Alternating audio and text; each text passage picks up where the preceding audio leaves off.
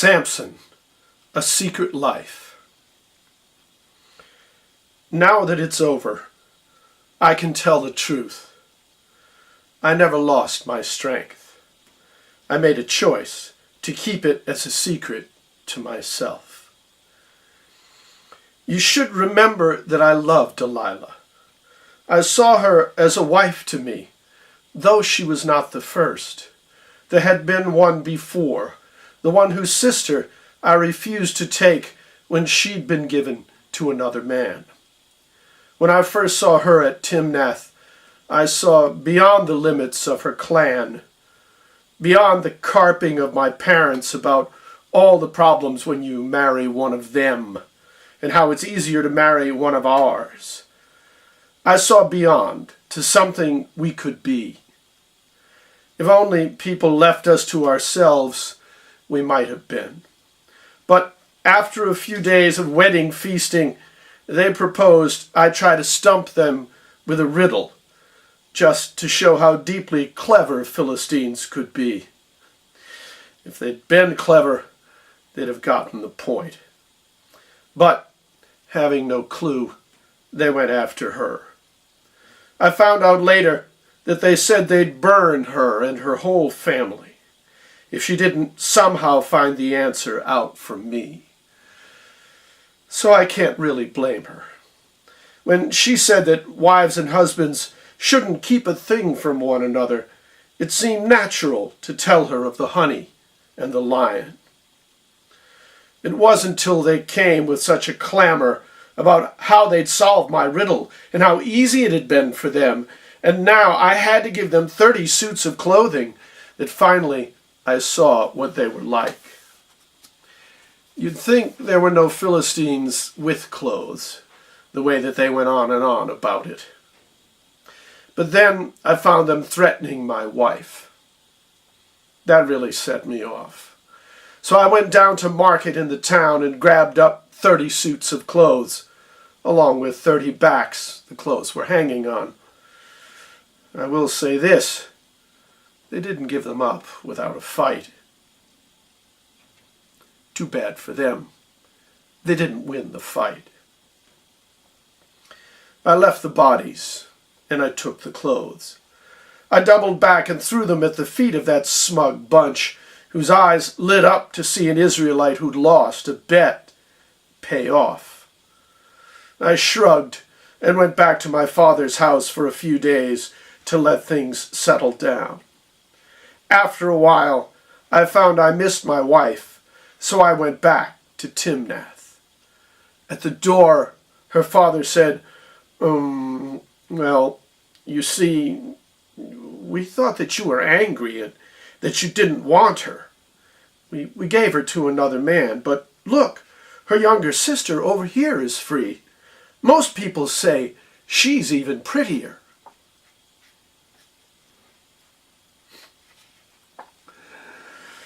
I wonder sometimes what the Philistines think love is all about. I guess it's shoes. You need them.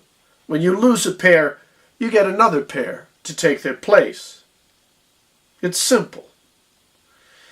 Except I love my wife and couldn't bring myself to look the sister in the face. I went away from that place in a fit, determined that the Philistines would pay for being senseless. Flame on flame appeared in my imagination. For the threats of burning, they would be repaid in kind. I caught 300 foxes in their dens and tied their tails together 2 by 2, twisted a branch of kindling at each knot, then set them burning, red on top of red, and watched the foxes, terrified, pursued by flames they lit whichever way they ran. Those creatures never saw the fire begin, or why they never could escape. Meanwhile, the shocks and standing grain, the twisting vineyards and the olive orchards burned down to the nub. So there was blindness laying waste the helpless, and over them me playing vengeful God, a god of anger playing over me. And what did it accomplish? All it did was turn the Philistines against their own. They burned the girl and all her family to show me they could be more senseless lords of fire than I. What kind of hero was I then to go off spoiling for another match and kill a company of Philistines? Those bastards never had a fighting chance against a man whose strength was lent by God. I gave thanks to the Lord when it was done. I knew I hadn't made myself. But what had I made of myself? I'd grown into a man possessed and defined by his blessings.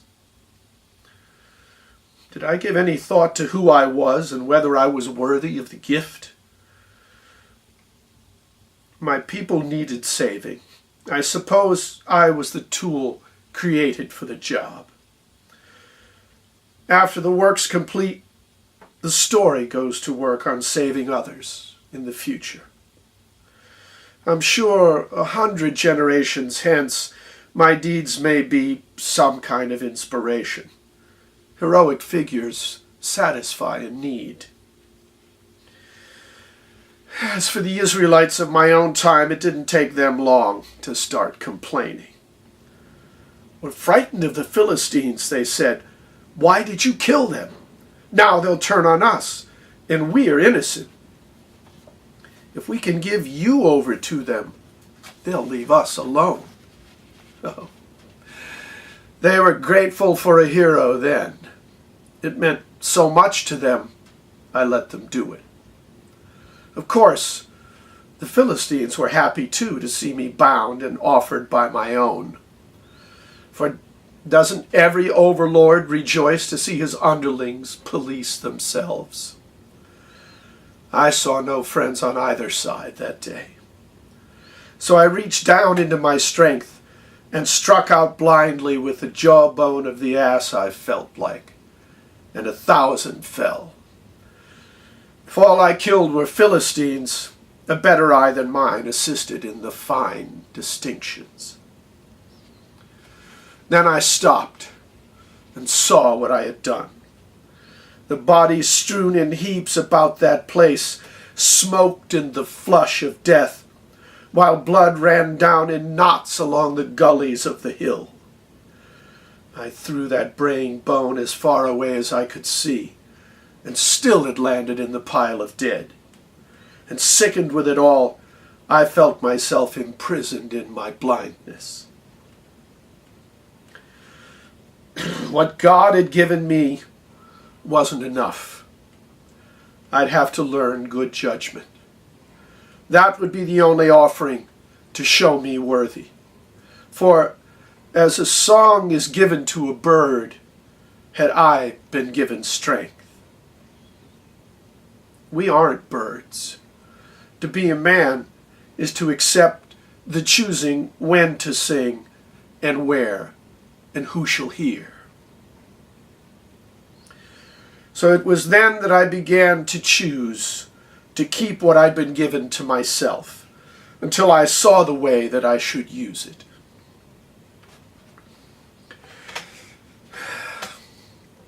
And I was ripe when I first met Dalila.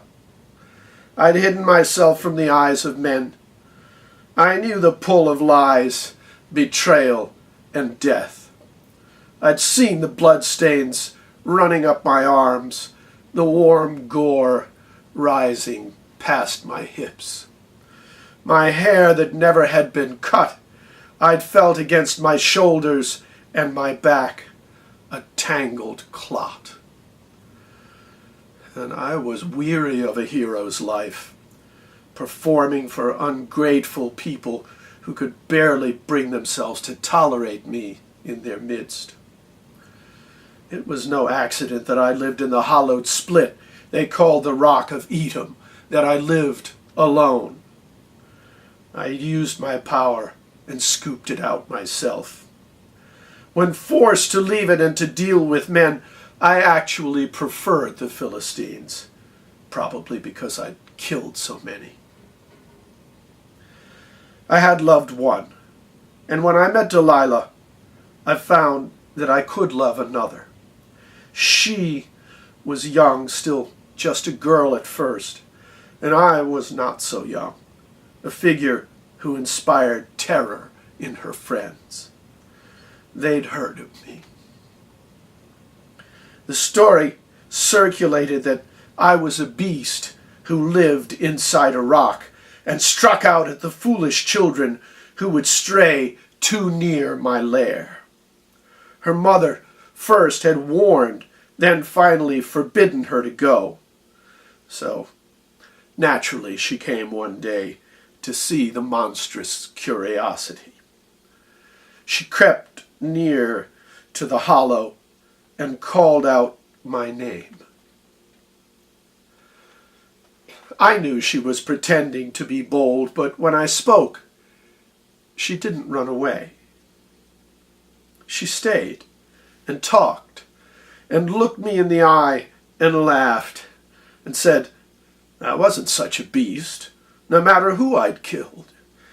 It wasn't fair, she said, to give my wife away like that, so soon, and when I hadn't even told her that I didn't love her anymore. Her people were to blame, she said. They brought the trouble on themselves. She said all this in a thoughtful voice and with the serious face of a girl who's young but sure she understands. I warmed myself a moment in her gaze and sent her home, supposing that was all. But over time, she lingered in my thoughts, and I in hers, it seems, because she came to visit through that season and the next as she grew in the strength of womanhood. Her beauty and her understanding kept pace, each with the other, and her voice combined them, till her mention of my name, that soft call coming from beyond the walls, sent humming thrills through my embittered bones. Oh, she became ambitious. That was only natural. The men she knew could prove no match for her. I saw the day would come when she would test herself against me, and I thought I would be ready. What I didn't see was how much I'd want her to win. When that day finally came, they offered her a lot of gold. They wanted to be rid of me forever. What they didn't know was that she would have sold me out for free just to show herself that she could do it. She began to ask the questions. I was listening for what lay behind the words. I'd had the level of my love called into question once before, and by someone who was bent on making me reveal a secret. I'd heard that tone of voice. I wasn't fooled, but by that time, I was in love with her.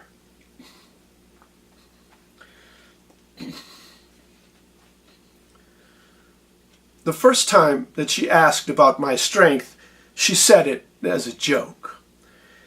It's just a spell your people put on you, admit it. Nah, you couldn't just be normal if you tried. The Philistines have that fish-headed god Dagon to worship, and they love their magic, so when I told her of the 7 twigs, it seemed to satisfy her. When she found the grove of saplings growing green and supple by a spring beyond my rock, I went to sleep that night expecting I would wake up bound.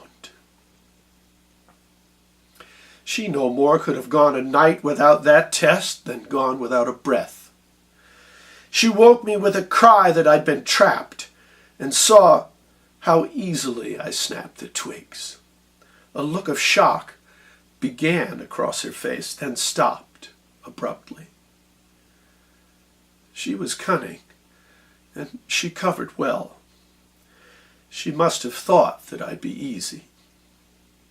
She quickly turned it all around and said how cruel it was for me to toy with her when she was trying to be serious.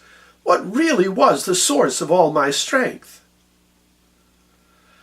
I was suspicious, but I reasoned that she might be telling me the truth despite my instincts. So I told her that new ropes that never had been used could bind me fast and strip me of my might. That was my test. And when I felt the tightness of the ropes across my chest, when I awoke next day, my heart sank. And I waited for her cry.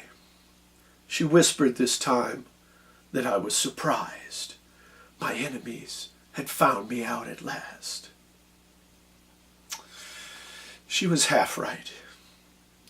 I opened up my eyes and stared a moment evenly at her. The sure expression on that lovely face. I took a sudden breath and snapped the ropes. She saw then I was more than just a stack of helpless sinew. She began to see, that is, because she started in again about how little I must think of her to trick her like that with a lie. It seemed to come so easily to me. And had I lied to her before? How many times? And how could she believe my answer now? Why should she? When I'd said that I loved her, was that some sort of trick as well? She used up every arrow in her quiver then. And even though I knew what she was doing, a few still found their mark, because when all was said and done, I'd had the upper hand the whole time I'd been with her, and I'd kept it for myself. Now that she understood, she must have felt exposed and foolish. That brought me no comfort. I apologized. It's not that I'd forgotten what she did, but I just had to see her smile again. We started over. For almost a week, her every kiss was sweeter. Every moment was filled with an impossible completeness. Pushed past the point of ripeness, every fruit drops from its stem. The question that had grown before must grow again, hang in the air, fat and unspoken, and eventually drop in our laps. We weren't meant to be happy. She asked again, out of a trance it seemed one day, almost against her will. I told her she should take the 7 locks my hair fell into down my back and weave them on a loom, and she could wear my strength on her own back. It meant so much to her. A trophy coat to stun the Philistines and make them hail her queen of style. That night she cried, but in the morning she had pinned my woven hair into the loom frame. She stood alongside and didn't look surprised to see it shatter when I tossed my head. That seemed to end it. How could we go on, both knowing that we didn't trust each other? And yet, we did go on. We didn't talk. She didn't ask me questions anymore. Accepted disappointment and the scorn of her own people who despised a failure. She gave up hoping she could be my match, that I could love her more than anything. Yet, every morning she was quietly there. Maybe she loved me more than anything, to put up with the little I could give. She did it with such grace, I felt ashamed. And in her silence, I began to think. I loved her, but I'd always held her lightly. She'd never been my equal. In the kind of love I wanted, hands worked side by side. But hers had never killed a lion. She had picked me out to be her adversary, but I had remained unbeaten. Still the hero, at least in her eyes, if not mine. I was the beast she'd come to kill, and I denied her. How could she be my equal? It was clear that she could never meet me eye to eye until she had a triumph of her own. And who could give her such a victory besides the one she'd chosen for the test? The answer, when it came to me at last, so simple it had made me laugh, had just as much to do with what I needed. For to tell my secret would be giving her what she longed for, and no one else could give, while I could find a use in sacrifice far more unburdening than shedding blood. I offered it to her one afternoon, repeated what the angel told my mother before my birth, that I must drink no wine and never let a razor touch my hair, and that my strength was given by the Lord as long as I should keep my vow. She knew I told the truth because she hadn't asked. She didn't do a thing for 7 days but smile and love me better than before. Those days were peaceful. If she had a thought of what was to come, she never let it show. The sun blazed on the 8th day. In the shade of a plane tree, she let me rest my head across her lap and doze. I have to say, I never slept so well as on that day. This time, the Philistines had been alerted. I didn't hear them settle down around me, wary that it might be a mistake. I heard instead the voice of my beloved, and mingled in it satisfaction and dismay in equal parts, a true alarm. I saw my hair around me on the ground and felt my arms pressed tightly to my sides. The razor was still lifted in her hand. Her eyes were sparking triumph like struck flints. I thought it best to struggle for effect, expecting to be weak, and got a shock.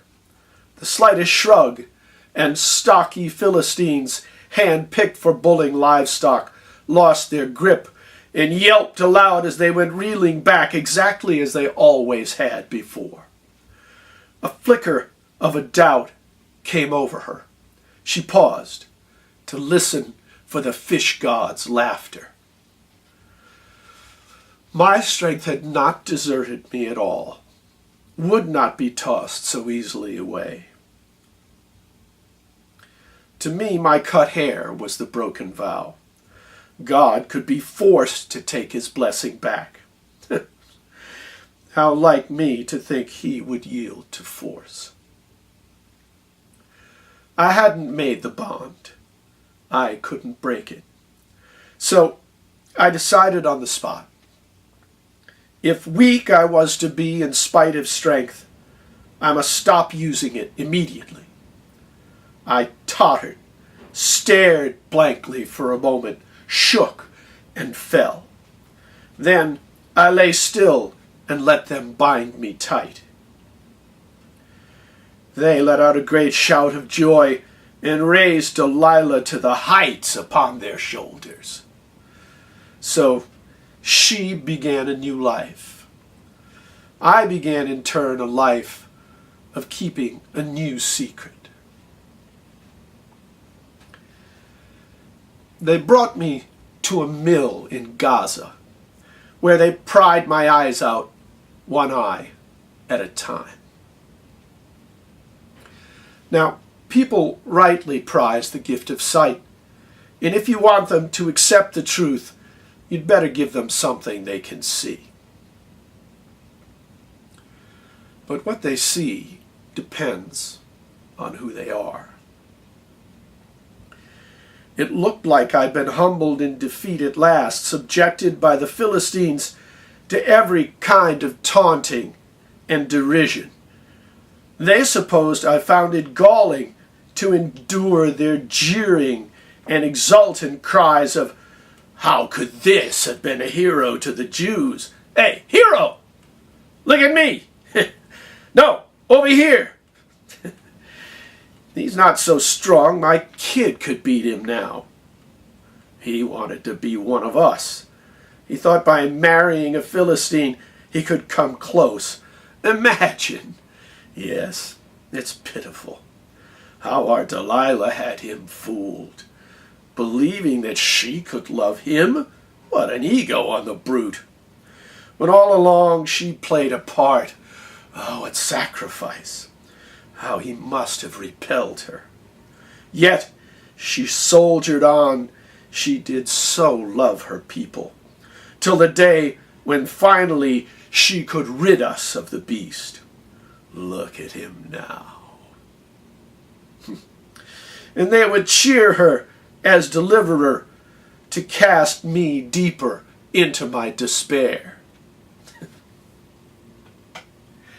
In fact, I hardly noticed what they said. And I was glad for her, the heroine. She'd come into the fullness of her power. I had other concerns. I had begun to play my part. To keep her honor bright, I had to stay as weak as any lamb. If I had tossed my strength aside, the task would have been to accept defeat, and for her sake to suffer at the hands of those who hated me. That would have been a trial, but nothing to compare to what I found I had to do instead. To have my strength and master my desire to use it. Keeping forever from the common eyes of men my innermost identity. This was the narrow path that I would have to travel, the gift to God that only I could make. I'd have to make myself a normal man without relying on my heavenly strength, always to live within arm's reach of it, yet never call upon it. This was hard. That's what I set about to learn in all the days that followed. My tormentors had done me a favor turning in my eyes. They thought they'd put them out. For after that, those talking shadows couldn't draw me from the object at the center of my gaze. It actually helped me concentrate. They saw me as a bird trapped in a cage, fettered in bronze, and forced to turn a wheel. The effort for me lay in holding back. A bird tiptoeing on a narrow perch, one filled to nearly bursting with its song, yet every moment choosing not to sing.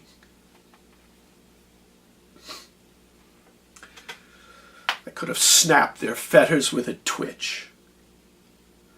I didn't twitch. I wanted to. It made me think of doing nothing else, of course. A simple itch unscratched can drive you mad. But laying waste to yet another crowd would bring no real relief. And going mad was just another easy out. Instead, I made a game of pushing on the wheel as lightly as I could. My captors cursed me for a slacker and called over friends to share in their delight at seeing me so tired, my shoulders straining in the yoke, to watch me struggling entertain them so. They never knew that it was a performance.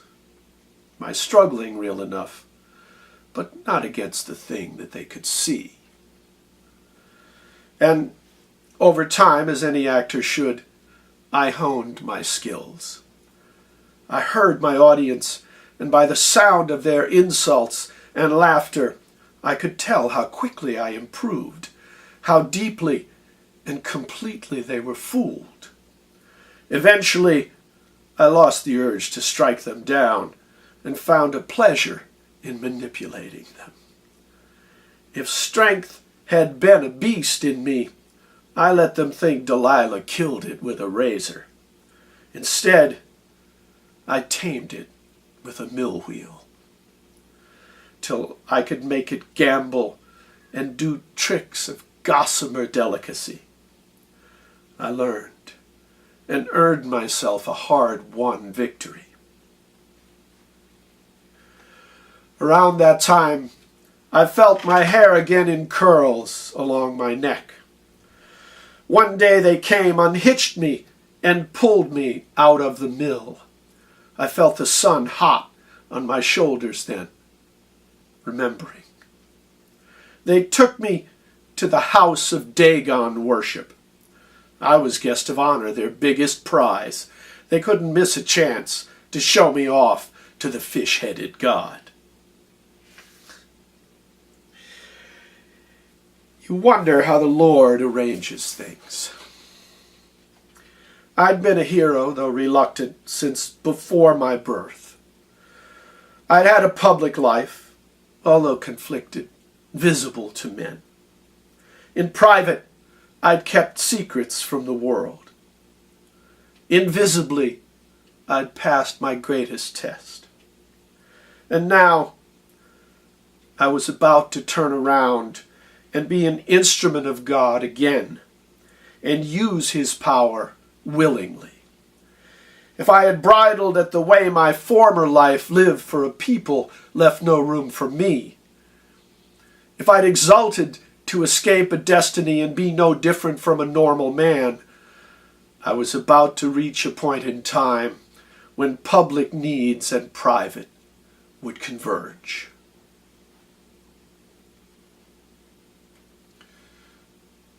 The noise inside that temple was almost deafening. I could feel that it was full. The restless sea of murmuring welled up, and I could hear my name repeated, carried excitedly around the room in waves. When the high priest poked at me with a stick, said, "Dance," and pushed me, stumbling, out onto my stage, the crowd erupted in a wild delirium of joy. The shouting rose as I faced them and gave them a good look. I played the captive beast, shambling around in my familiar helplessness. They roared. This was rare sport indeed. Then, suddenly, I thought I heard her voice. It was so soft. Yet, in that welter of confusion, just as clear as it had ever been, coming through rock at Edom. I shouldn't have been surprised. She was the victor, I the vanquished foe. It was only fitting we should be together. And then I heard her call my name again. Insistently this time, the way she used to when she'd plead for me to let her in after a quarrel. I fell back as though I had been struck in battle and let out the bellow of a wounded lion. The crowd took up the theme and cried out to her, "Yes, speak to him. Make him taste defeat again. Tell him, Dalila, what you think of him, the beast of Judah." And expectantly, the room grew still. The moments passed. I heard her calling out to me in silence from across the distance of two destinies. And we were one again. Her silence said it all. Then someone else's voice rang out, "You see? Her silence says it. She thinks nothing of him." I didn't hear the cheering. I was tasting honey and saw what I had to do. The works of my own hand gave me the answer. I'd been the hero. Now I was the lion. Out of the strong, a sweetness could come forth, but not before the lion endured his death. That place was only stone on top of stone. It came down easily as I gave thanks.